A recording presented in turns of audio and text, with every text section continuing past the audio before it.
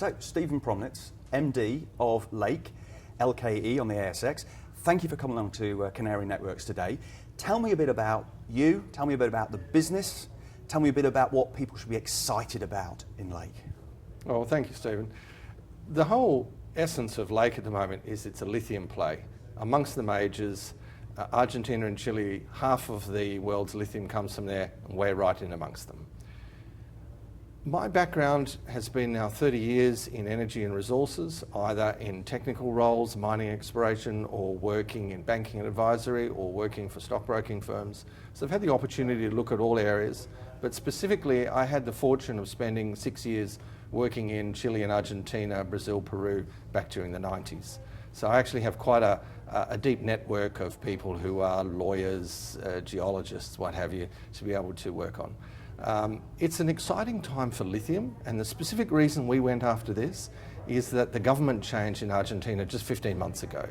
One of the big producers is already there, called Orocobre. We looked at ground that's available, and because Argentina had been somewhat forgotten as an investment destination, we were able to put together a portfolio of projects before the big boys came in, and so now we're going to be reaping the benefits from that looking forward. So let me reverse a little bit to lithium. I think anybody who's got a mobile phone, anybody who's been listening about Samsung or aeroplanes will know about lithium, not necessarily at the moment, necessarily for good reasons. Yeah. Why is though lithium such an exciting product, an exciting mineral? Well, if we go back about 18 months ago, we had a conference in Paris where the government of the day seemed to say we need to do something about global warming, we need to do something about carbon. Whether you believe all that or not, what changed was our move towards electric vehicles. Electric vehicles, the lightest metal is lithium, so lithium-ion batteries are the thing to have in cars. Make them light, go further. And there's been a lot of new technology in electric vehicles. Then over the top of that, we also have the potential for energy storage. You might have heard of Tesla Powerwalls. People that have solar cells on their roof, that's great in the daytime, but you've got to have a battery to back it up. So lithium is being used there. We decided to go to Argentina and Chile because that's where half the world's lithium comes from. And it's also the lowest cost. You think, well, that's a good place to start. So, seeing some of the recent announcements, you talked about getting in early to Argentina. Tell me what that really means. What have you actually got? What do you own? What have you got options on? Because sometimes for the maybe the less informed like myself, it's sometimes difficult to dig into the details behind all of the announcements. Understood.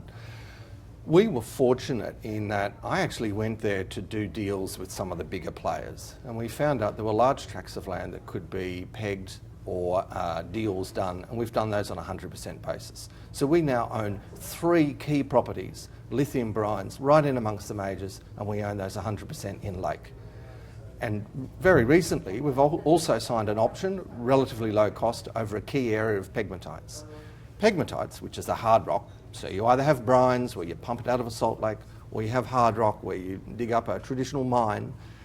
And the good part about that, it provides optionality. So we've got both brines and pegmatites there, the 2 places where all the world's lithium comes from. And looking at the way battery growth is going, that looks pretty good for the future. So, great upside opportunities. Whereabouts are you today from a funding perspective, and how do you fund yourself through these various stages that you've talked about? The good part about this is it's not particularly expensive. Drilling is the most expensive part. We've done some surface sampling, we've got some geophysics that will be initiating soon. We're aiming to be drilling in the next couple of months. And the whole idea of that is that the funding we've just done, 1.2 million plus $1 million we already had in the bank, that'll fund us through this initial drilling campaign, most of the exploration we're looking at this year. That'll give us enough information to really say how good are these things and initiate conversations with offtake partners, sort of the downstream players, and bring them into the party. Well, Stephen, thank you very much indeed for your time. This is now your chance for the final close. Why should the Canary Networks investors have you in their portfolio? Well, it's just this. I personally think that lithium's got a great future.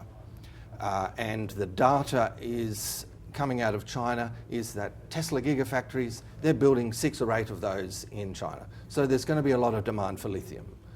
We're in right amongst the majors in what is the lowest cost producers and the best area where half the world's lithium comes from. And yet our market cap is only 10 to 12 million, it's not 30, it's not 800 million.